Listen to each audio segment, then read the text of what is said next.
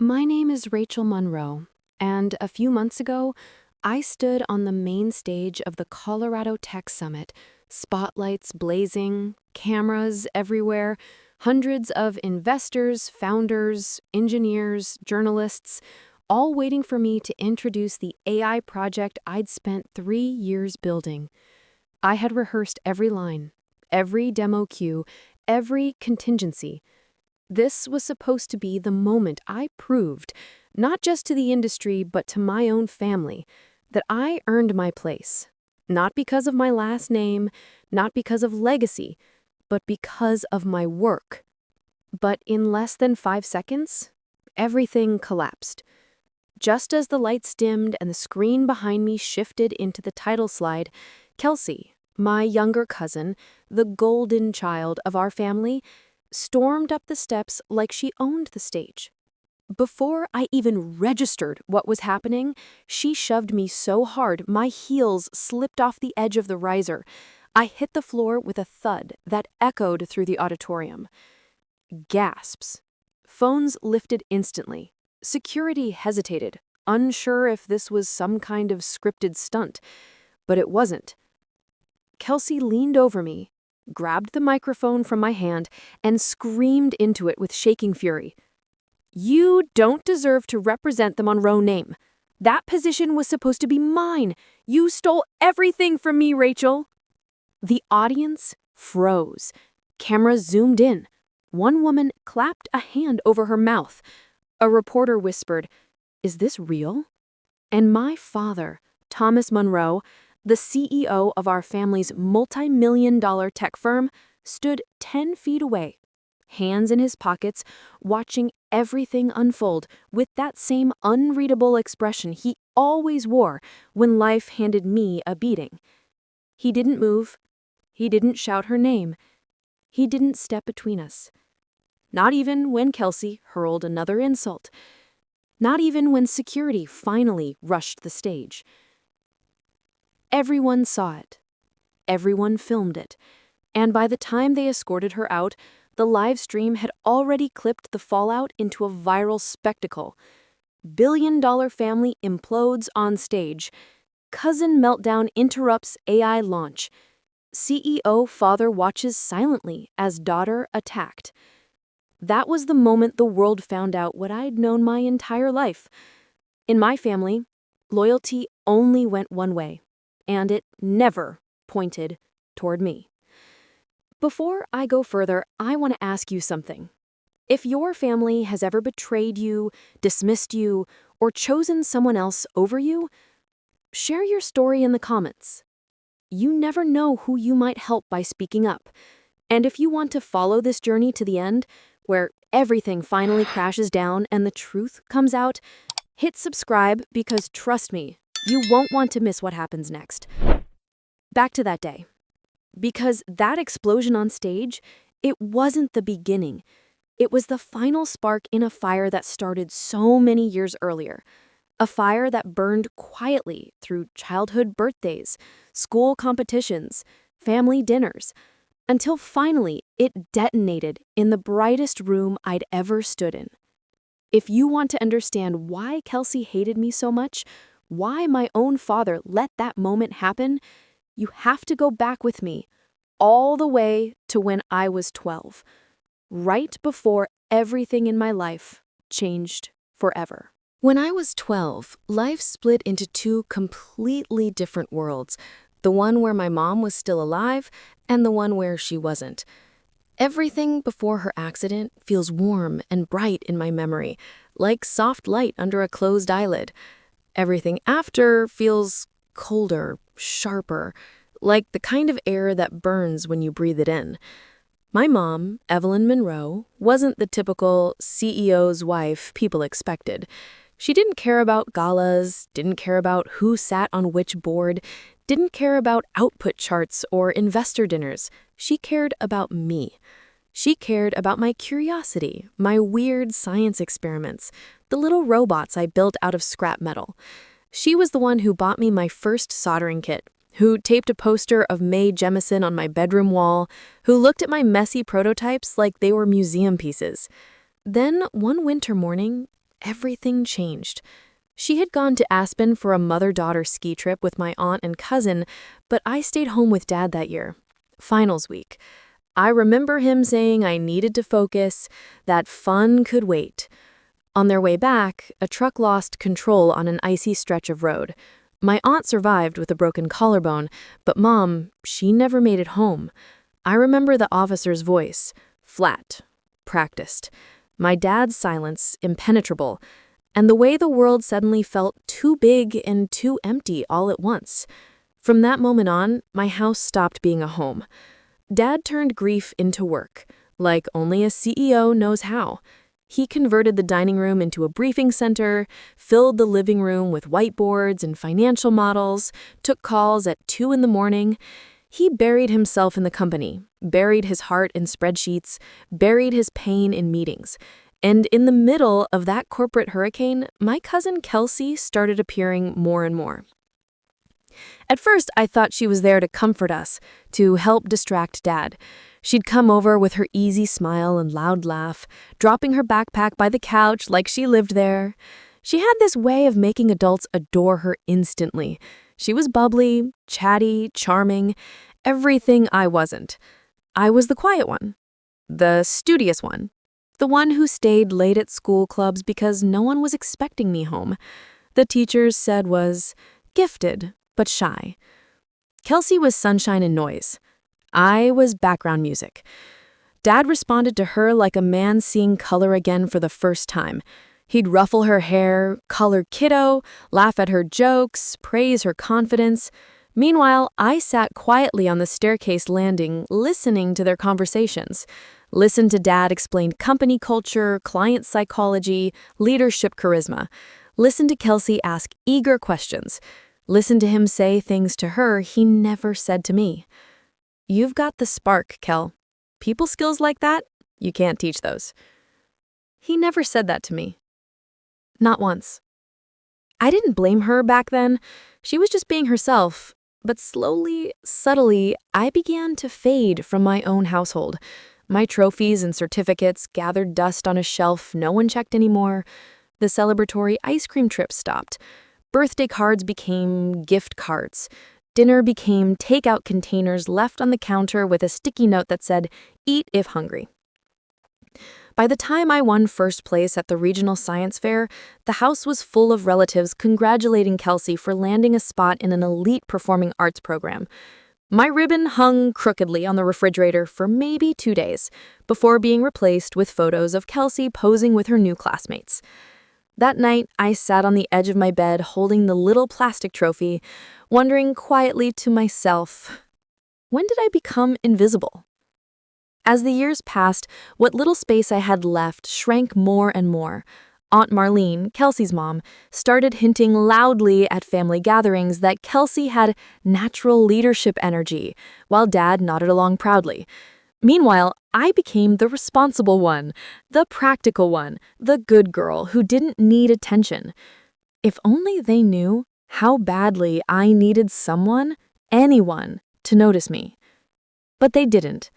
And because they didn't, the gap between us grew into something much darker, something that would shape every chapter of my life that came after. You see, the stage attack wasn't the beginning. It was simply the first time the world saw the truth I had lived with for nearly 2 decades. By the time I turned 18, the divide in our family wasn't just emotional, it was structural. It was woven into routines, expectations, the very architecture of our home. And the message behind it was always the same. Kelsey was chosen.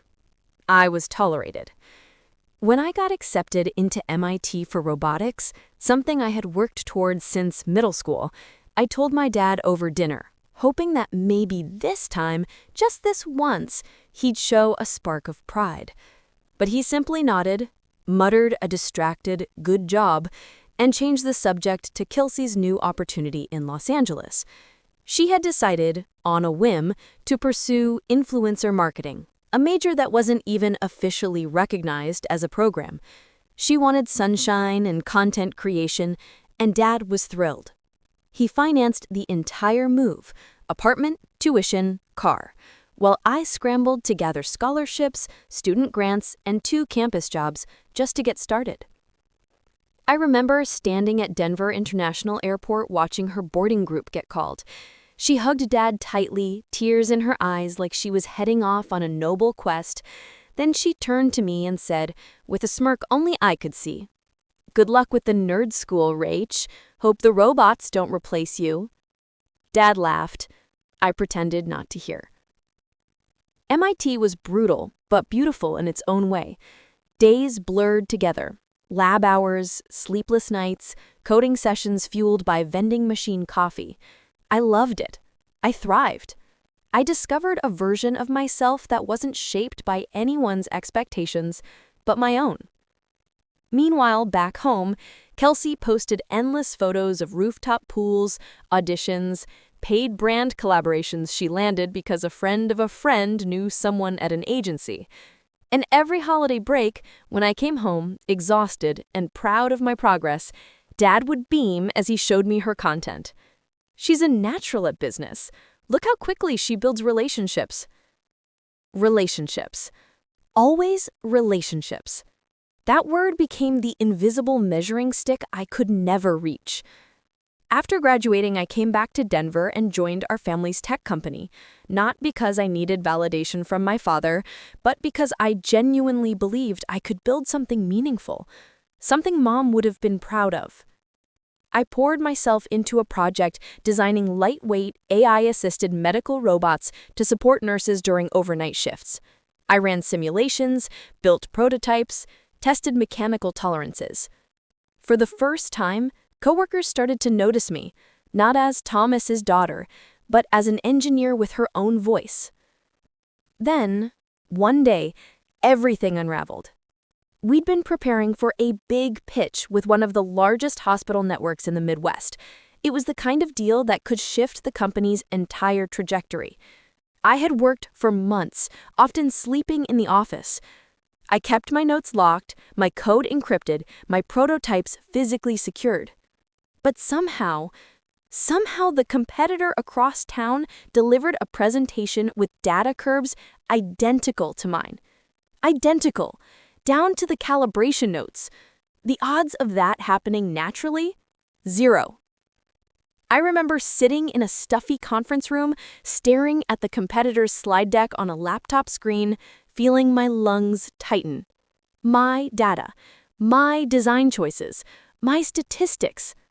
Stolen. I dug through access logs, system trails, cloud backups, until finally, I found the leak. It wasn't hacked, it wasn't a security breach, it wasn't even subtle. The files were copied from a guest login under my cousin's credentials. Kelsey. She had been in the office that weekend, visiting Dad and helping with PR concepts. But the timestamp said she had stayed several hours past her meeting, and the camera logs showed her entering the engineering floor without permission. I brought the evidence to my father, hands trembling, partly from anger, partly from betrayal, mostly from the sheer weight of déjà vu.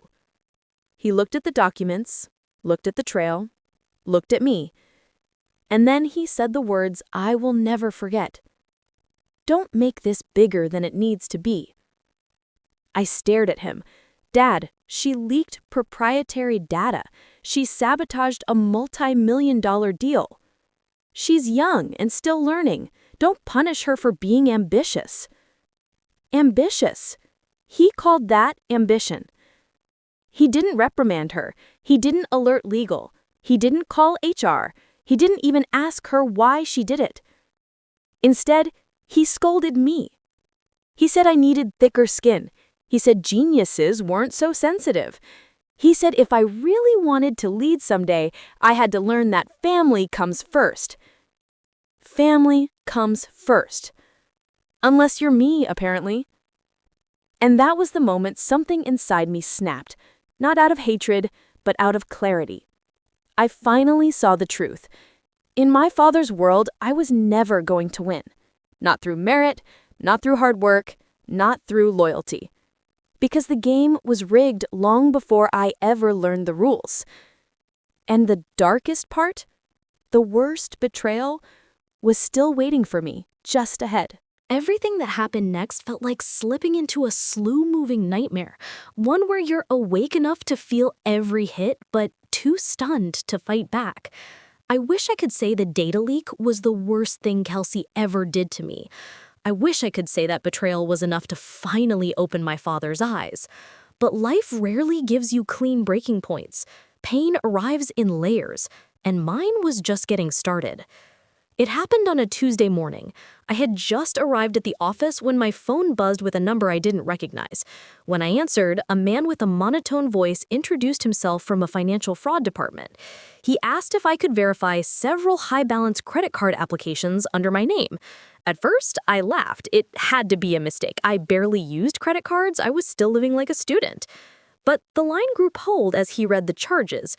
A brand new Tesla Model X, designer handbags totaling tens of thousands of dollars, luxury spa memberships, a $14,000 furniture set shipped to an address I didn't recognize. I felt my stomach drop. I told him I didn't apply for any of it. He paused, then said quietly, "Miss Monroe, the applications were submitted with your social security number, we have your signature on file, and the delivery address is linked to a Miss Kelsey Grant." My body went numb. I hung up and rushed to my laptop. When I pulled up my credit report, I felt physically sick. 6 new credit lines, all maxed out. My score, once pristine, was destroyed. A fraud alert already flagged multiple accounts. It felt like standing over a crime scene where the victim was my entire financial future. I went straight to HR. Compliance confirmed what I already suspected. Someone had used the internal database to access my personal information. Someone with family clearance. There were only 3 of us with that type of access. Me, Dad, and I didn't even want to say her name. When the investigators traced the IP address, the truth was merciless. Every fraudulent application came from a device registered to Kelsey. I had to file a police report. I had to freeze every credit line. I had to speak to detectives who asked invasive questions about my family dynamics. And through all of this, I had to somehow keep showing up to work pretending nothing was wrong, because in the corporate world, weakness spreads like blood in water. At 8 p.m. that night, my father called. His voice shook, not with concern for me, but with fear of public embarrassment. "Rachel, let's handle this privately. No police, no lawyers. I'll talk to Kelsey. She'll pay it back in installments. We don't need a scandal." I closed my eyes. "Dad, she committed federal fraud. This isn't a teenage mistake." He exhaled sharply. "If you push this, you will tear the family apart." For a moment, I couldn't breathe. There it was, laid out plainly. The truth I'd been running from since childhood. Protecting Kelsey was more important to him than protecting me.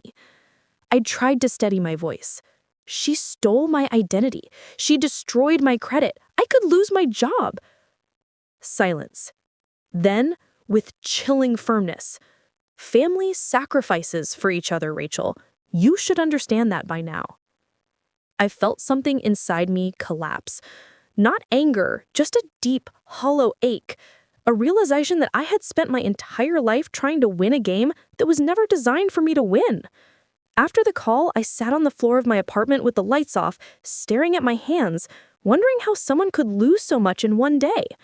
My career was unstable. My finances were wrecked. My reputation was under scrutiny. My father had chosen his side. And the worst part was knowing this wasn't an act of desperation from Kelsey.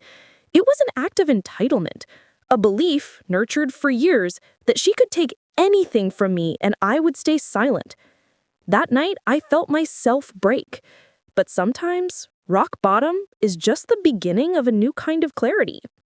I didn't sleep for 2 nights after the identity theft. Not because I was scared, fear had already burned itself out, but because something strange was happening inside me. It felt like standing in the center of a storm after the winds suddenly stop. The silence wasn't peace, it was resolve. For the first time in my life, I wasn't hoping my father would defend me. I wasn't waiting for an apology from Kelsey. I wasn't waiting for anyone to choose me. I realized I had to choose myself. That turning point came the next morning, when I walked into a quiet cafe near downtown Denver to meet someone I hadn't spoken to in years, Michael Cortez, our company's former chief technology officer. A man my mother had admired, a man my father had quietly pushed into early retirement because he didn't fit the new corporate image. When he saw me, he didn't ask how I was. He didn't mention the viral stage incident or the fraud scandal. He just looked at me with steady, observant eyes, the kind that saw right through people. "You look tired," he said gently. "I am, but I need help." I slid the folder across the table: credit reports, IP logs, copies of fraudulent applications, internal access trails, evidence of everything. He skimmed through the pages slowly, occasionally raising an eyebrow. When he finished, he leaned back, folded his hands, and said something no one in my family had ever said to me. "You didn't deserve this." It hit harder than I expected. I had spent so long carrying the weight of silent expectations that hearing someone validate the truth felt like breathing after being underwater too long. Michael didn't waste time. You need protection. You need strategy. You need allies. And most importantly, you need to stop trying to fix people who benefit from breaking you. The words landed with a clarity I didn't know I needed. For the next few hours, he laid out a blueprint: steps to safeguard my digital identity, advice on navigating federal fraud cases, a list of contacts who specialized in corporate governance, and something more important, a warning. Thomas is not going to help you. He's too invested in the version of reality where Kelsey can do no wrong. If you want justice, you have to go around him.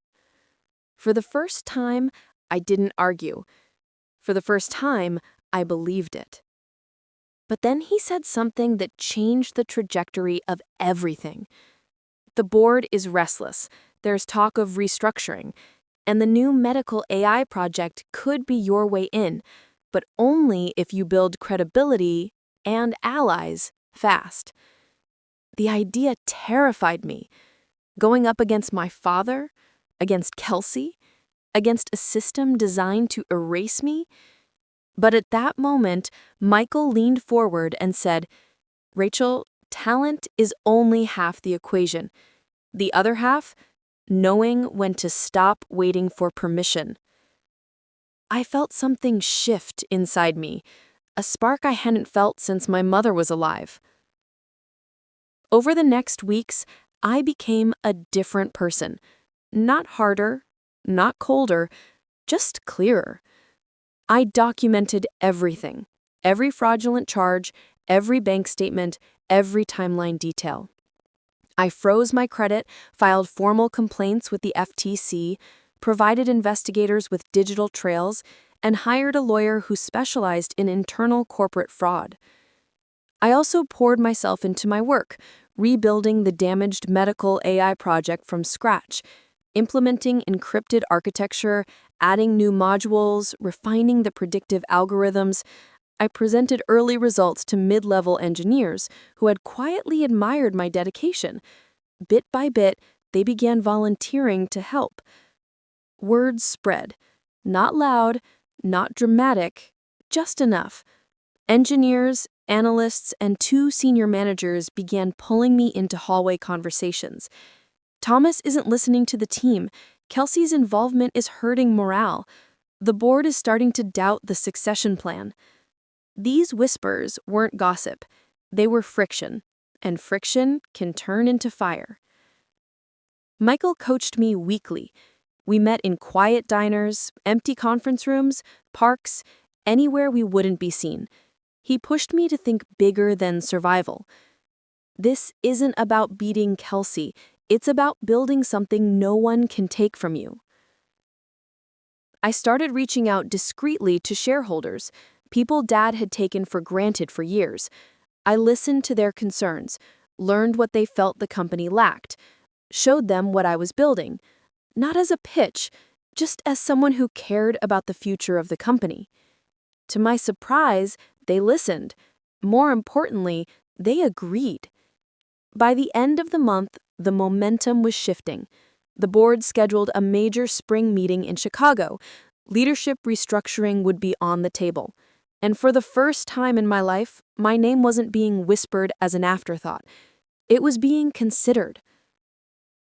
Still, I knew one thing clearly. Kelsey wouldn't let go without burning the whole house down. And I was right. Because the closer we got to the Chicago meeting, the darker her moves became. But I wasn't the same fragile girl anymore.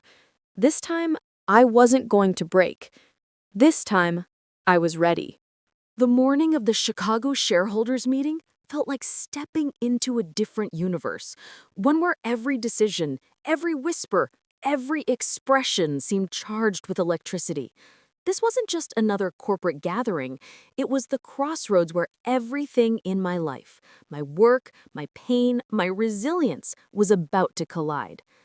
The convention center buzzed with executives in tailored suits, analysts with tablet screens glowing, reporters pacing near the entrance, hoping for a headline. I kept my steps steady, dossier tucked under my arm, my navy suit pressed to perfection. I wasn't walking into this meeting as the overlooked daughter. I was walking in as a contender. As I approached the registration area, my allies, engineers, department heads, two mid-level directors, gave me subtle nods. Nothing dramatic, nothing that would draw attention, just quiet confirmation. We're here. We're with you. But the real storm hadn't hit yet. I was pouring myself a cup of coffee when I heard sharp heels clacking rapidly across the marble floor. I didn't need to turn around to know who it was. The tension in the air told me.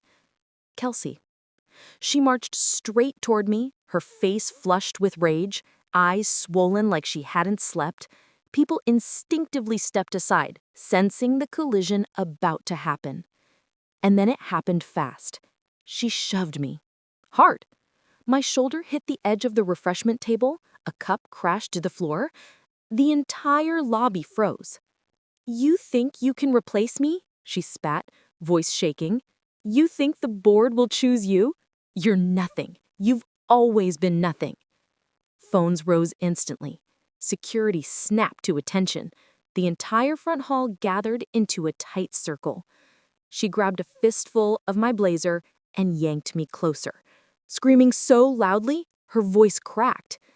This family is mine, Rachel. Everything you have belongs to me. I didn't move. I didn't flinch. I just looked at her, with a calm I didn't know I was capable of. Maybe that's what made her snap even harder. She raised her hand like she was about to slap me, but that's when the security team surged in, pulling her away. She thrashed, yelling incoherent insults as flashes from phones lit up her face. A few people whispered, horrified. Others recorded without shame. The meltdown was undeniable. Somewhere near the back, I saw my father, frozen, pale, hands limp at his sides. He didn't step toward her. He didn't step toward me. He just stared at the chaos like a man watching his entire legacy crumble brick by brick. Security escorted Kelsey toward a side door as she screamed, "You'll regret this! You ruined everything!" But I didn't say a word. There was no need. Her actions had already done the talking. Inside the boardroom, the tone shifted. Gone was the chaos, replaced with sharp professionalism. The long mahogany table gleamed beneath the skylights. Board members whispered amongst themselves while examining printed agendas. My father sat stiffly at the far end, jaw clenched. Kelsey's seat was empty. Security wouldn't allow her back in. When Grandma Marjorie, the matriarch and founder, entered, the room fell silent. She was in her late 70s, sharp-eyed, slow-moving, but commanding every inch of respect. She said, "We have important matters today. Let's begin." The usual financial updates were presented. Routine, dry, but the tension never dropped. Everyone was waiting for the real storm. Then the chair acknowledged new business. My cue. I stood, unfolded my dossier, and walked to the front of the room. My voice didn't shake, not once. I presented the facts: the medical AI project's progress, the sabotage deal, the unauthorized access logs, the credit fraud trail, the compliance risks under my father's watch. I didn't attack him personally. I didn't raise my voice. I didn't label anyone a villain. I let the evidence speak. The room grew colder, heavier. A few board members exchanged glances. My father swallowed hard. When I finished, I closed the dossier gently. No theatrics, no dramatics, just truth. Grandma Marjorie studied me in silence. Then she turned to my father. She said softly, "Thomas, you told us Kelsey learned from her mistakes, but it seems she only learned how to escalate them." My father opened his mouth, but no sound came out. Finally, after nearly 20 minutes of deliberation, the board took a vote. It wasn't close. My father was removed from operational control, effective immediately. His role dissolved into a consultancy with no executive authority, a symbolic retirement. Then Grandma Marjorie lifted her pen and signed the order and said, "Rachel Monroe will assume leadership of the medical AI division. All reporting lines will shift to her office." A few executives clapped softly, others nodded. I exhaled, slowly, quietly. This wasn't revenge. This was justice, a recalibration long overdue. In the following weeks, Kelsey pled guilty to the identity theft. She received probation and was ordered to repay every dollar. HR blacklisted her from re-entering the company. My father packed up his corner office in silence. Security badges were deactivated. Access to every system was restructured under my supervision. And for the first time in my life, I wasn't standing in someone else's shadow. I was charting my own path. But the real closure, the true emotional ending, didn't arrive until much later. And that's a story I'll tell you in the final part.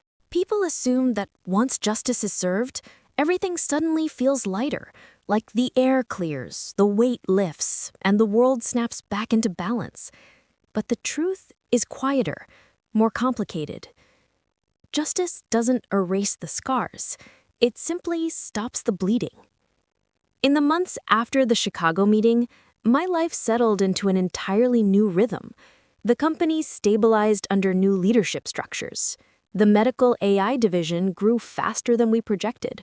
We received federal grants, new hospital partnerships, even international interest.